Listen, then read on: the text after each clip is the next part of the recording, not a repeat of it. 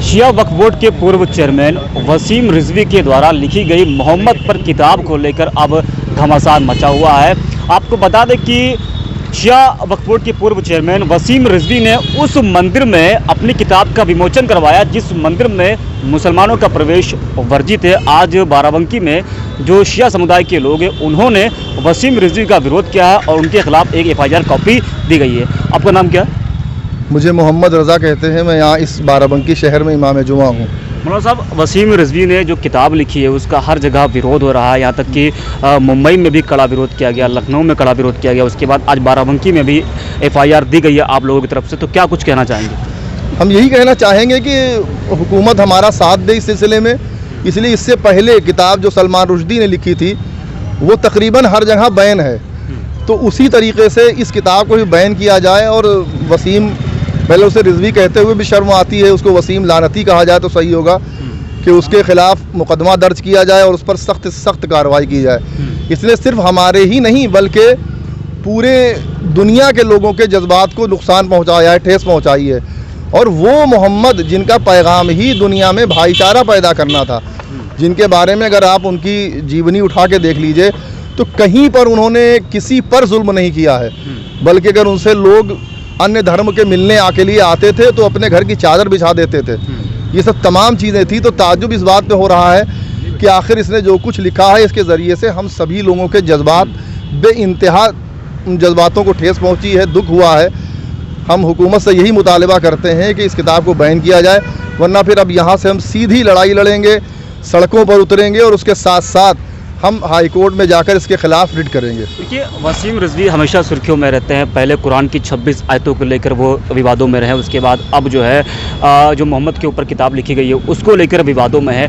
तमाम मुकदमे उनके ऊपर हुए हैं, शिकायतें दर्ज हुई, लेकिन अभी तक सरकार की तरफ से जो कार्रवाई आप लोगों की तरफ से मांग की जा रही थी वैसी कार्रवाई वसीम के ऊपर नहीं हुई है। तो एक सवाल जो हमेशा जहन में आता है, लोग उठाते भी कि आखिरकार वसीम रिजवी के पीछे है कौन? वसीम के पीछे जो भी लोग हैं उनका मैं समझता हूँ कम से कम इंसानियत से तो कोई नाता नहीं है। इसलिए अगर इंसानियत से उनका ज़र्रा बराबर भी नाता होता तो जिस तरीके से उन्होंने अपने धर्म के बारे में या सही तरीके से पैगंबर इस्लाम की या दीन इस्लाम की स्टडी नहीं की है, दीन इस्लाम के में कहीं पर भी कोई चीज़ जबरी नहीं है। खुद कुरान मजीद की आयत है कि ला इकराहा फिद्दीन, दीन में कोई जबर नहीं है। आपका दिल चाहे आपको हमारे मज़हब के उसूल अच्छे लगे आप उसे कबूल करिए, नहीं अच्छे लगते हैं तो फिर कुरान की आयत है कि लकुम दीनकुम वलिया दीन, तुम्हारा दीन तुम्हारे साथ, हमारा दीन हमारे साथ। तो जिस मज़हब का उसूल ही यही हो उस मज़हब के बारे में उल्टी सीधी बातें लिखना, ये टोटल की टोटल बातें सब निराधार हैं।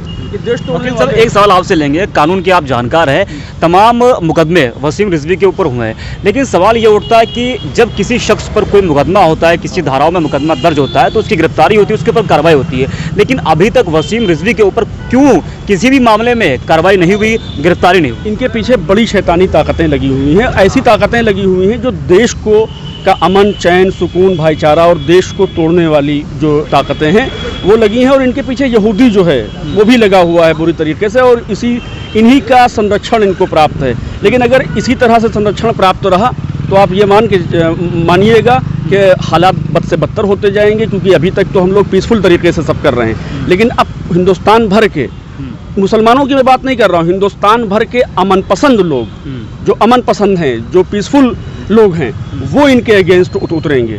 तो इसमें यहूदी ताकतों का जो है वो बोलबाला है इनके ऊपर लगी, और इनको कठपुतली बना करके और इनको रिकॉर्डर की तरह पेश किया जा रहा है अपनी बात कहला कर, ताकि समाज में टूट फूट हो और आपसी जो सौहार्द बना है, जो भाईचारे का वातावरण है, ये ख़त्म हो। और जिस मंदिर में इसका विमोचन किया गया है मोहम्मद की किताब का, और जिस ने किया है, यती नरसिंहानंद ने किया है, वो हमेशा मुसलमानों के खिलाफ जहर उगलते हैं, और उस मंदिर के बाहर बाकायदा बोर्ड लगा हुआ है कि मुसलमानों का प्रवेश वर्जित है।